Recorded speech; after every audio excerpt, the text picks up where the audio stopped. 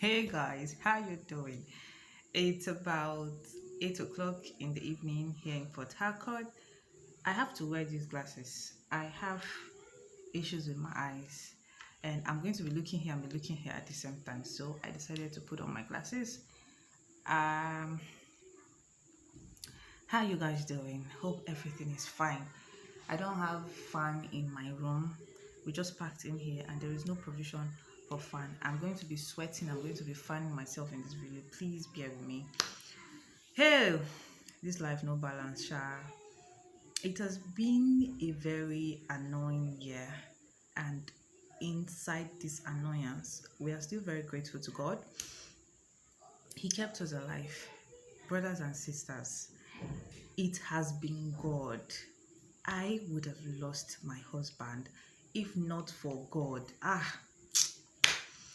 God is too faithful. Oh. You are too faithful to fail me. You are too faithful to disappoint me. You are too faithful to fail me. God is too faithful to fail me. On the 29th of October, on the 29th of October,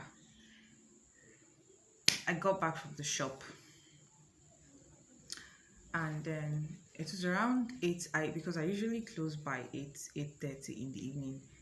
Normally foodstuff business is something you can't close on time because people have to come back from their different various businesses just to get some stuff and cook for the next day.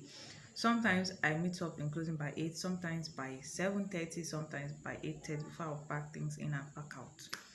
So that particular day we got home by 8:30, and then I tried to make sure my kids take their bath, and it was about 9:30 or thereabout, and then I made sure they all slept, and I decided to do something in the kitchen, prepare something that would actually help me for the next day.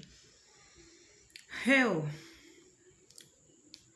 the heat was too much while I was cooking. The heat was terrible, and you can't open the door because of mosquitoes. I don't have nets, and then my kitchen window is not so big. It's just normal kitchen window size. So then my husband walked in because he would wait till I'm done and then we'd go to bed together. So he was in the kitchen and he said, "I see the way you're sweating." I say, "Hey, Jolly Mio Jare, you know that the gen cannot carry our AC, and you promised you were going to call someone to come and fix the fan, and then you were not able to get the person. I know you can fix this fan, Seth. You just don't want to fix it." And I said, "I've been procrastinating. Let me fix the fan now." So he put a dining chair at the middle of the sitting room, and then he put this paint bucket, 20 liters paint bucket. He put one on top of the dining chair. He put another one on top of the dining chair, and then he climbed with the ceiling fan. He was already fixing it. At a point, he said, am I not doing something in the kitchen? I said, "I don't feel like living here. I want to watch you done. Like, I want to hold the bucket, the plastic bucket, and then you're done. I would just go back to my stuff." And he said he's fine, that he's very comfortable. He was standing at the edge of the paint bucket. Hey, my sister, my brother, let's go for a short break. It was terrible.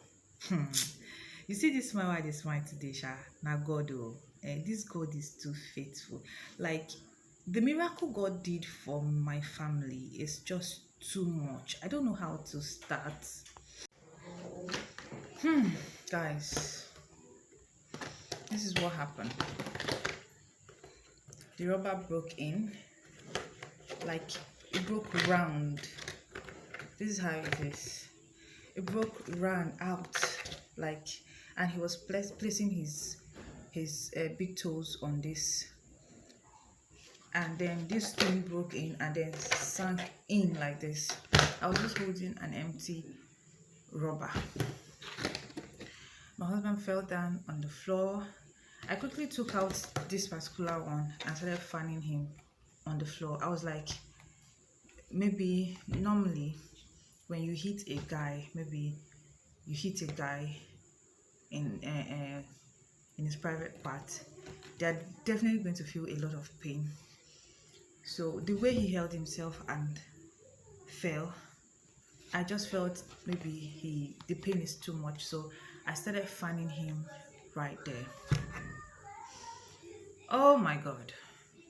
He was there for about 20-25 minutes, and the next thing that happened was he got up and opened his legs, and the trouser he wore has already torn. And immediately he opened his legs, we saw blood. Like, we saw blood, drops of blood on the floor. And like, hey, this man has cut himself. Maybe his thighs, maybe something has happened. Stop here. Stop here, oh God. I almost for don't be person we no go fee do like that again in marriage. Man, he started bleeding directly from his penis, and I was like, God, what's going on? He got up, he checked himself several times. The same thing was happening, like the blood was coming out. He rushed into the bedroom and he was like, okay, let me ease myself. As he was peeing blood, unstoppable.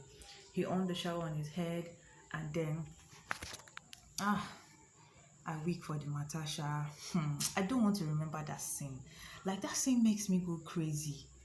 As he was pouring water on his head, then the bleeding stopped. So he was like, why am I bleeding directly? He checked everywhere. In fact, he was naked already. He checked everywhere. There was no physical injury.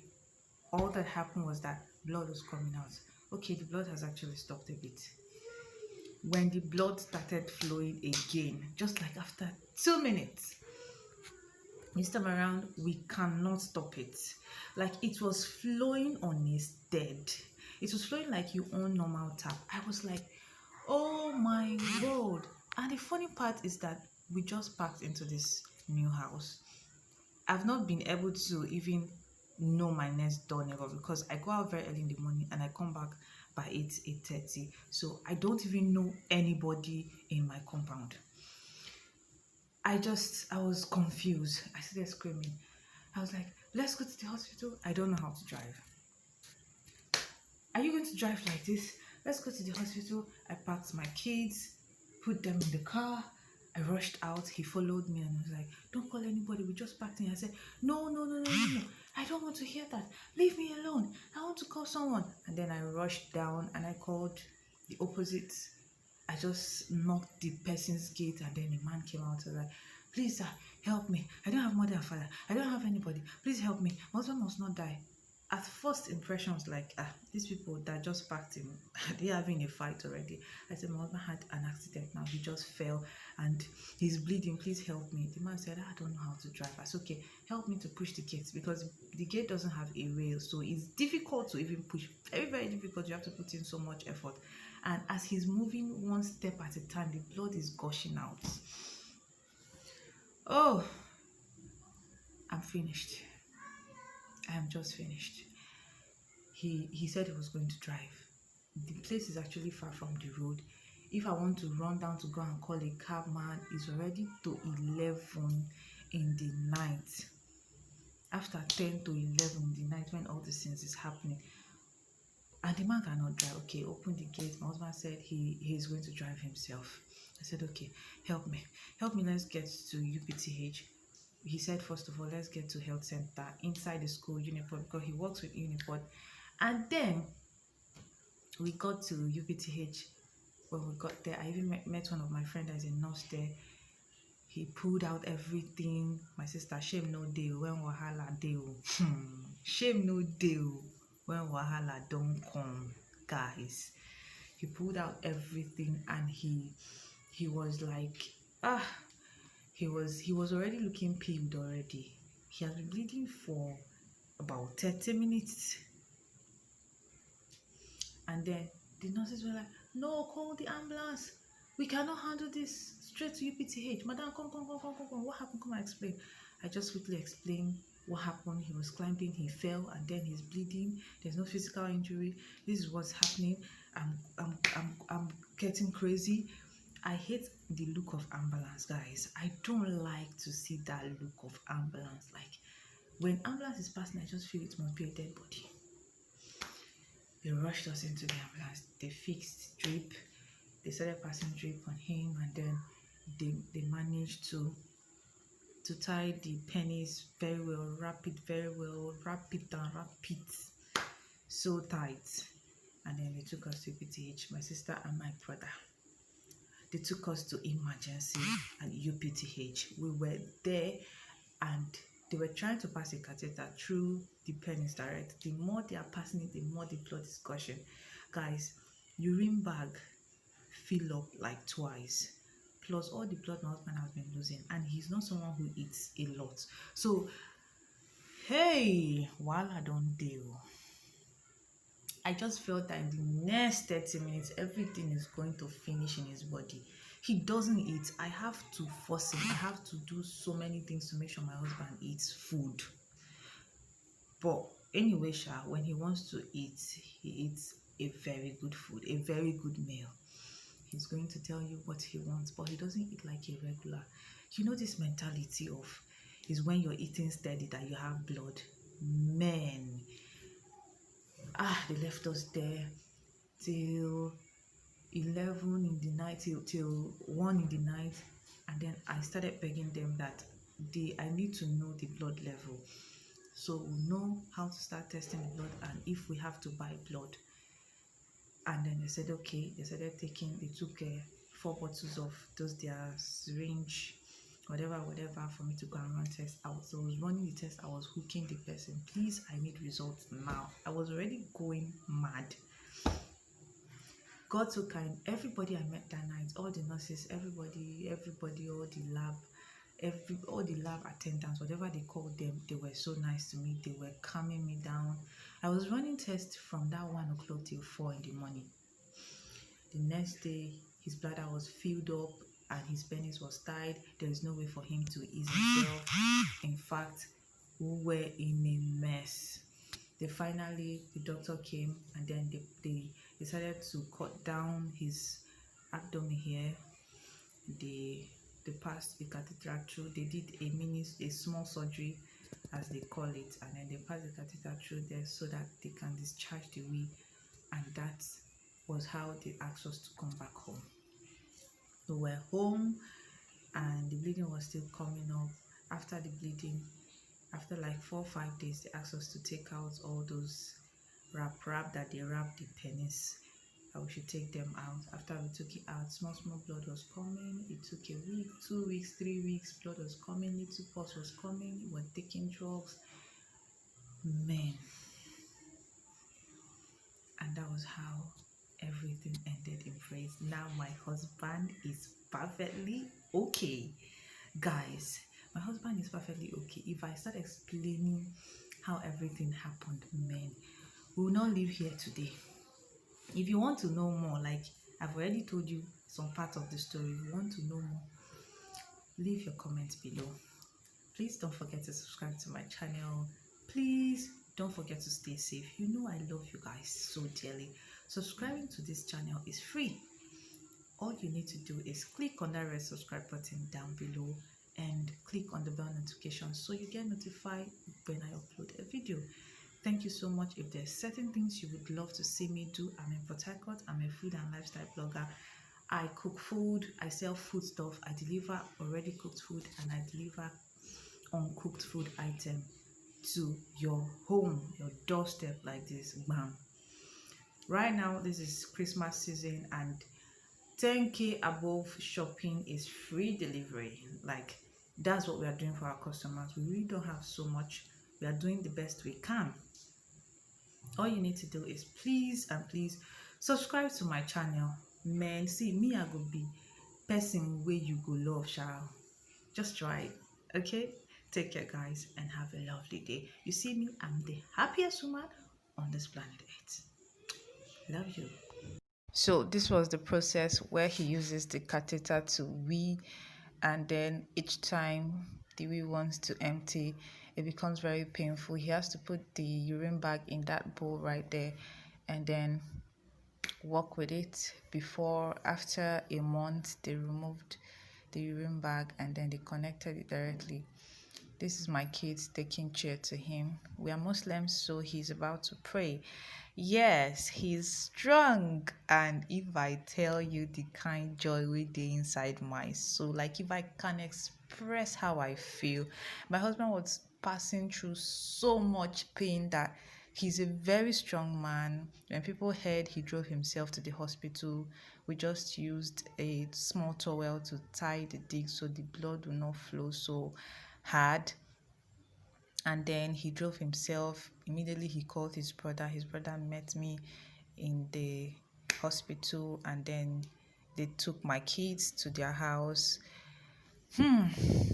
Like looking at him sleeping. In fact, I want to video every single step of this man's life. This is my brother, my sister, my friend, my gossip mate, my everything. Like, I don't have parents. My parents are late. So he is, because he's alive for me, God. This God, you are great too. You are an awesome wonder. I took him for shopping with the little I had. My husband literally spent every week. Things in my shop was bad. I got to my shop. A lot of things has expired because we spent over 3 months. I spent over 3 months taking care of him. The girl that was working for me did a mess for me, like, and then rat ate almost everything. They spoiled a lot of things. I had a lot of things that has expired that I cannot even sell at all. Like, oh, the cockroach in my shop was in billions. I had spaghetti that were bad. So many things got bad. In fact, my pepper, a lot of things got bad. Just few things like palm oil and groundnut oil. In fact, my coke, my bottle drink, can you imagine that rat ate this pack of golden more? Not one, not two, not three. I had lost. But you know what? I am excited. I am not sad a bit, because my husband is alive. And I'm grateful. I am grateful. I'm happy. I'm glad I can testify. Look at what Brad did to me. I can testify. When I was throwing these stuffs away, people were like, "Where have you been?" I can't start explaining for one by one person. I cannot do that. I'm throwing all of this milk away. They have expired. And I'm going to start all over. I don't mind. All I'm just happy and grateful for is that my husband is alive. And then my children are happy again. Like the day they removed the catheter, my daughter was dancing. Thank you guys for watching, and stay blessed.